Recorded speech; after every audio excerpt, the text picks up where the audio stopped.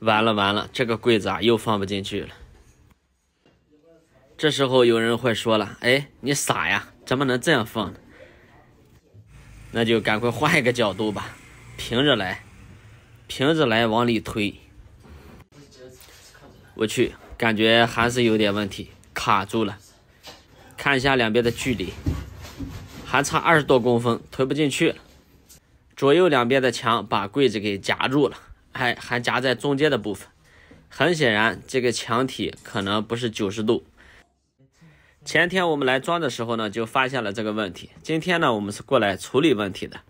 具体怎么操作呢？我们要把这块板子进行一个打磨，把它给磨薄了。打磨我们还是把它搬到楼道吧，在卫生间里面空间小，那个灰尘啊太大了。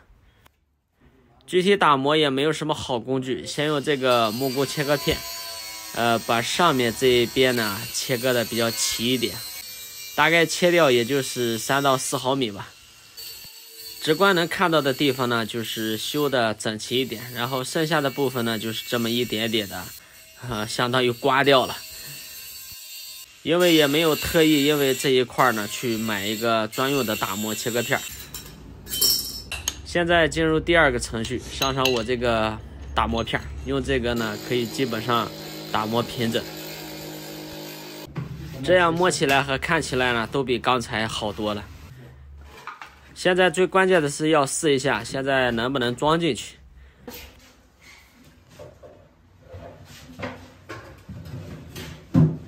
OK， 哈拉索，可以了。虽然是可以装进去了，但是这个步骤还没有完，我们把它搬出来。我上了一个砂纸打磨片，然后进行一个抛光打磨，这样呢磨出来更加细腻一点。打磨之后的手感呢是更加细腻。现在我们把边分起来给它做一个喷漆。喷漆呢很简单，买了一桶自喷漆，颜色呢感觉还是有一点差距的，这个颜色比较偏黑啊。连续喷了3、4遍，这样能起到一个防水的作用，对这个木板呢有一个保护。现在颜色这一块呢已经不重要了，因为这个部分呢刚好是堵在这个墙体里面，也是看不见的部分。这样处理呢也是最简单最省钱的办法了，如果返厂的话，这个成本太大了。下水管的这个位置呢有一点卡，这个位置呢给它用开孔机开一个半圆，这样方便我们后期安装下水管。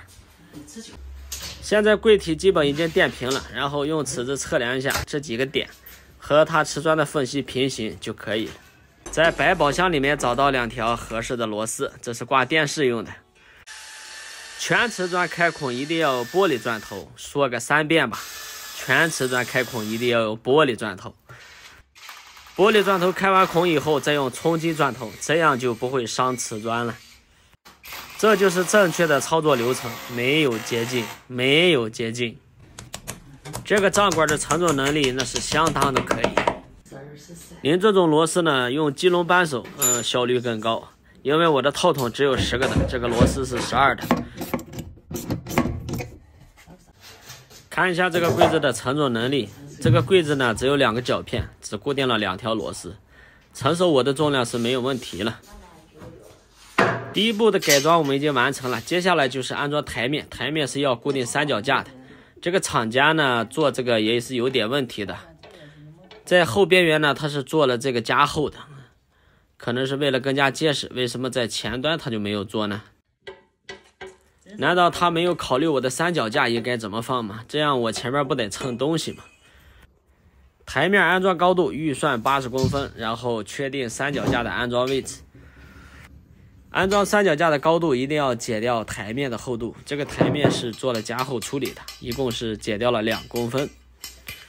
由于这个墙体呢是承重墙，所以普通的膨胀螺丝就可以。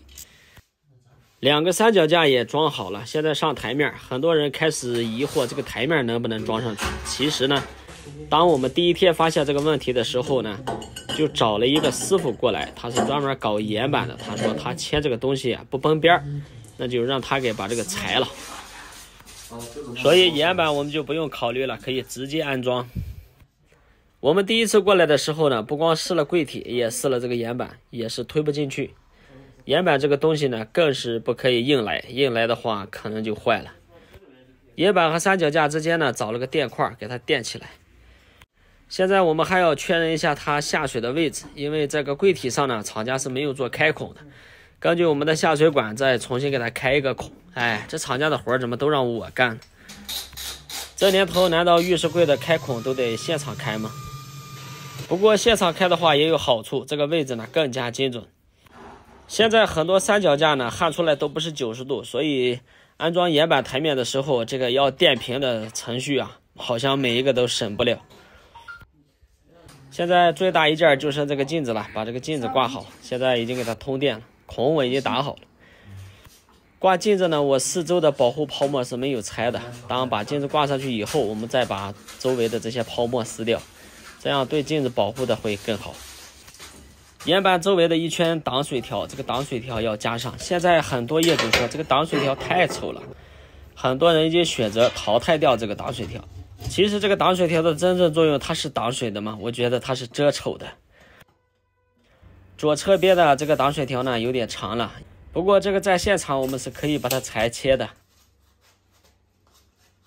很多人问我米师傅，你这个切割片能切岩板吗？其实原则上是不可以切的，但是小切一点还是可以的。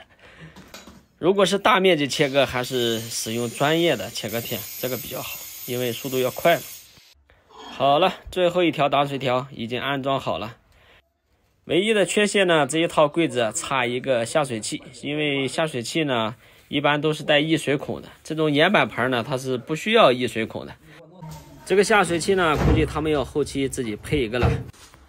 突然感觉干安装怎么越来越像西天取经了，每天总得遇点小磨难。